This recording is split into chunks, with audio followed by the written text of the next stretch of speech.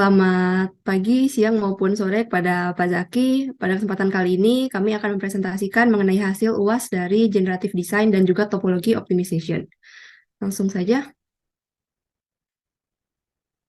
Pertama dimulai dari generatif desainnya terlebih dahulu. Nah, di sini kami ingin membuat sebuah gantungan gitar yang mana gantungan ini ditempelkan pada tembok dan terdapat seperti jepitan yang menjepit gitar di bagian atasnya. Nah, pada umumnya ini terbuat dari material seperti metal, kayu, maupun plastik dan menggunakan juga foam ataupun rubber pada bagian yang bersentuhan dengan gitar. Nah, berikut foto di bawah adalah ilustrasi gantungan gitar yang di tembok sebagai acuan untuk kami dalam membuat preserve geometrinya. Boleh next? Selanjutnya mengenai design condition. Nah, foto di sebelah kiri bawah ini adalah preserve geometri yang kami buat. Itu terdiri ada dua buah tabung besar yang tempat posisi gitar itu digantungkan dan dua buah tabung kecil itu tempat yang mengenai dinding dengan ada dua lubang sebagai tempat sekrupnya. Sedangkan untuk obstacle geometrinya bisa dilihat pada gambar yang di tengah yang berwarna merah itu diibaratkan dengan posisi gitar dan juga sekrupnya. Kemudian kami beri di sini loads-nya adalah 20 Newton pada masing-masing bentuk tabung yang besar. Kemudian sehingga totalnya adalah beban 40 Newton yang diberikan kepada desain ini karena berat rata-rata gitar itu adalah sekitar 2,7 hingga 4 kilogram. Lalu untuk constraint-nya itu ada pada dua sisi tabung kecil yang mengenai tembok, yaitu constraint-nya fix. Boleh next. Nah, selanjutnya mengenai prosesnya, jadi sebelum kami mendapatkan hasil JD yang diinginkan, itu sebetulnya ada beberapa proses trial dan error yang kami hadapi. Pertama kali, foto yang di atas nomor 1 ini adalah bentuk preserve geometri pertama yang dibuat di mana ada lebih banyak titik pada bagian pegangan atau gantungannya dan kami hanya memberikan load pada dua titik yang di tengah itu. Namun ternyata hasil yang kami dapatkan bentuknya itu sangat solid di bagian yang mengarah ke lubang sekrup dan sangat kecil di bagian yang bersentuhan langsung dengan gitar. Bahkan di situ hanya ada satu iterasi. Nah, kemudian nomor 2 ini berdasarkan saran dari Pak Zaki untuk mencoba menjadikan preserve geometrinya itu tabung yang bersentuhan dengan gitar harusnya menggunakan bentuk aslinya, yaitu yang jadi dibuat lebih panjang seperti yang di foto kedua ini. Dan hasil yang didapat itu sudah lebih baik sebetulnya. Namun di sini kami melihat bahwa hasilnya tidaklah bisa dibilang tidak smooth dan kami memang belum merasa puas dengan hasil tersebut. Nah, boleh next slide. Nah, dari sini kami memutuskan untuk mencoba kembali dengan bentuk tabung itu yang sudah di-fillet dengan harapan hasil yang lebih baik untuk sambungan-sambungannya dan dan mengecilkan ukuran badi sambungan yang berada di tengah itu. Namun ternyata hasilnya itu tetap tidak jauh berbeda dari yang sebelumnya sehingga tetap tidak merasa puas dan kami mencoba menganalisa bahwa mungkin saja sambungan yang berada di tengah yang kecil itu seharusnya tidak perlu ada sebagai preserve geometri. Sampai akhirnya yang keempat, setelah kami mencoba menghilangkan satu bagian yang di tengah, hasil yang didapatkan itu bisa dibilang sangat smooth dan jauh lebih baik untuk akhirnya bisa kami pilih. Gitu. Next slide.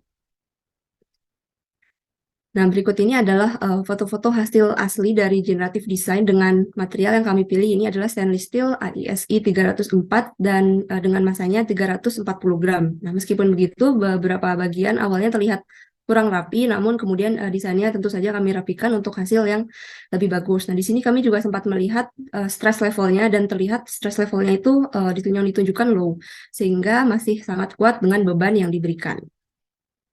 Next. Nah, berikut ini merupakan visualisasi hasil dari desain gitar hanger yang telah kami buat menggunakan generative design.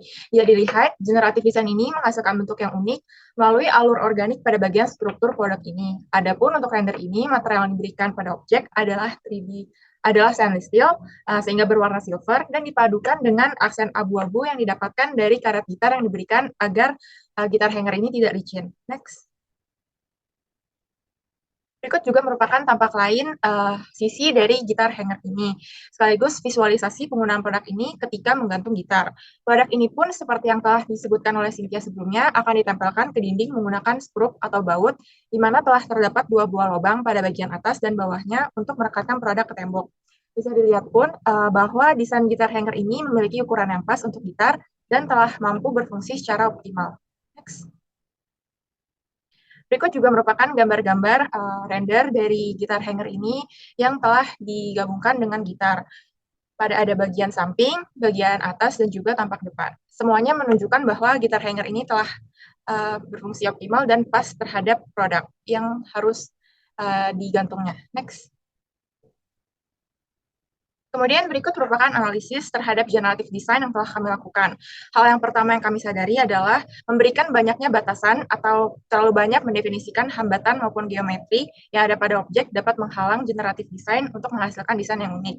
Seperti yang kami lakukan pada percobaan pertama, di mana kami mendefinisikan tabung kecil yang dilingkari berwarna biru, di mana hal tersebut menghambat GD untuk membuat desain yang lebih unik, sehingga desain GD tersebut hanya menghasilkan satu buah garis yang tipis, dan pada bagian yang mengarah ke tembok akan dibentuk menjadi lebih besar, di mana hal tersebut cukup memakan banyak material dan memiliki desain yang kurang bagus. Kemudian selanjutnya, generative design ini merupakan sebuah cara untuk meningkatkan performa produk.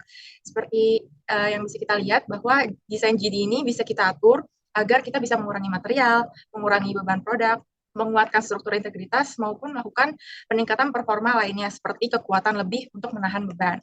Kemudian yang terakhir, kita bisa lihat bahwa desain GD yang dihasilkan pada desain kami untuk gitar hanger ini sebenarnya cukup general dan cukup sama dengan yang sudah ada di pasaran. Hal tersebut menunjukkan bahwa sebenarnya produk yang ada di pasaran ini sudah cukup optimal untuk menanggung beban berat terhadap gitar ini. Akan tetapi, penggunaan GD tentunya memberikan kami desain yang lebih unik dan juga organik, sehingga memberikan kesan yang baru terhadap gitar hanger ini. Next. Selanjutnya adalah topologi optimization. Untuk topologi optimization sendiri, kami akan menggunakan laptop stand. Laptop stand adalah alat yang kita gunakan untuk menaikkan ketinggian laptop supaya ketinggian laptop menjadi ergonomis. Nah, laptop stand sendiri ini terdiri dari berbagai macam bentuk dan juga berbagai macam material, bisa dari material kayu, bisa dari material metal, kemudian juga bisa ada materialnya plastik. Nah, untuk desain awal dari laptop stand ini sendiri, kami membuat desain yang sangat-sangat sederhana, terdiri dari dua part, di mana apabila part 1 dan part 2 digabungkan, maka akan membentuk bentuk X, part 1 di bawah dan part 2 di atas. Ukurannya sendiri adalah masing-masing part ini, panjangnya adalah sekitar 27 cm, dan memiliki kemiringan sekitar 72,5 derajat di bagian sini. Laptop sendiri akan diletakkan di atas ini, sehingga nanti pembagian beban ada di bagian X di sini, dan juga akan nanti terkena di bagian ujung di sini. Langsung saja ke perhitungannya. Seperti yang bisa dilihat, berat laptop yang kami pilih adalah beratnya 1,4 kg, sehingga jadinya 14 Newton. Kemudian juga di sini ada sudut 72,5 derajat, maka itu akan kita jadikan theta. Seperti yang sudah dijelaskan tadi, berat laptop sendiri adalah 14 Newton, dan dia akan menjadi berat vertikal yang langsung terkena pada bagian lurus di sini. Kemudian juga akan ada berat horizontal karena ada penahan di bagian depan laptop, di bagian depan laptop stand. Ini akan menjadi berat horizontal. Berat vertikalnya sendiri langsung saja bisa langsung 14 Newton. Kemudian sedangkan berat horizontalnya adalah harus dihitung, yaitu adalah F sin theta.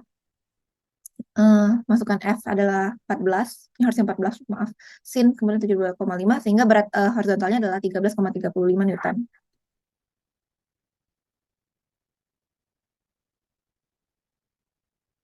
Seperti yang bisa dilihat, di sini langsung dimasukkan berat 14 Newton, kemudian di bagian sini adalah 13,35 Newton.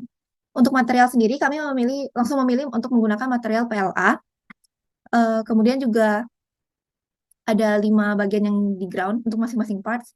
Simulasinya sendiri kami lakukan terpisah untuk masing-masing parts, karena tidak bisa dilakukan secara bersamaan.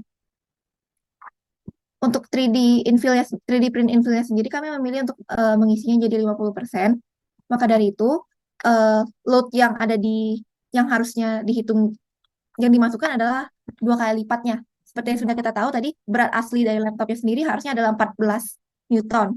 Nah, kenapa kami masukkan di sini juga di masing-masing parts di masing-masing parts kami masukkan 14 Newton juga adalah karena infillnya itu sendiri hanya 50%. Jadi masing-masing parts bisa menahan berat satu laptop. Kurang lebih jadi seperti itu. Nah, ini adalah hasilnya untuk masing-masing parts. Seperti yang bisa dilihat, ini sudah kami buang bagian yang biru tuanya. Banyak sekali bagian yang terbuang. Jadi sisa dari untuk part 1 sendiri adalah cuma sekitar 49%-nya, dan part 2 juga cuma sekitar 49%. Berdasarkan itu, kami pun akhirnya mendapatkan ini sebagai hasil eh, akhirnya. Berikut adalah video penggunaan.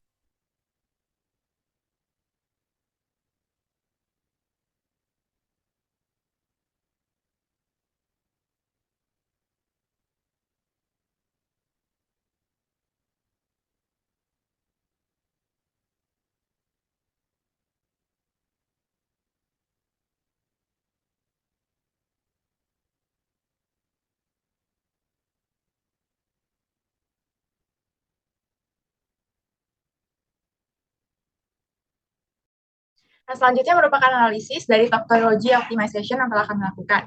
Yang pertama adalah bahwa perhitungan statik sangat terpakai untuk menghitung besarnya nilai beban yang perlu ditanggung oleh penahan laptop.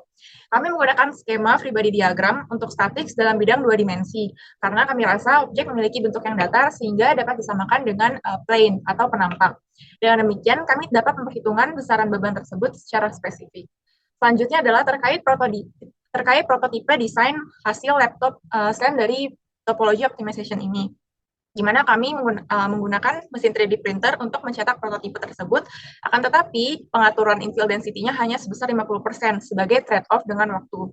Apabila kita mempertimbangkan kepadatan hasil 3D print tersebut, maka hasil 3D print tentunya hanya dapat menahan setengah beban dari beban sebenarnya, karena kekuatan strukturalnya pun hanya 50%. Untuk itu, kami mengakali hal tersebut dengan menambah beban pada simulasi TO ini menjadi 2 kali lipat, seperti yang sebelumnya telah disinggung oleh Karen, agar sistem tidak terlalu banyak menghilangkan material, sehingga strukturnya tetap dapat memiliki kekuatan untuk menahan beban yang seharusnya, yaitu beban untuk satu laptop dengan ukuran 14 inch. Kemudian yang terakhir, topologi optimization ini terbukti mampu mengurangi material hingga 50% dalam kasus kami, tanpa mengurangi kemampuannya untuk menahan beban. Pada video pun, kita bisa melihat bahwa produk tetap dapat berdiri dengan kokoh dan menahan laptop walaupun materialnya telah dikurangi. Next. Demikian presentasi dari kelompok kami. Mohon maaf apabila ada kesalahan kata. Terima kasih.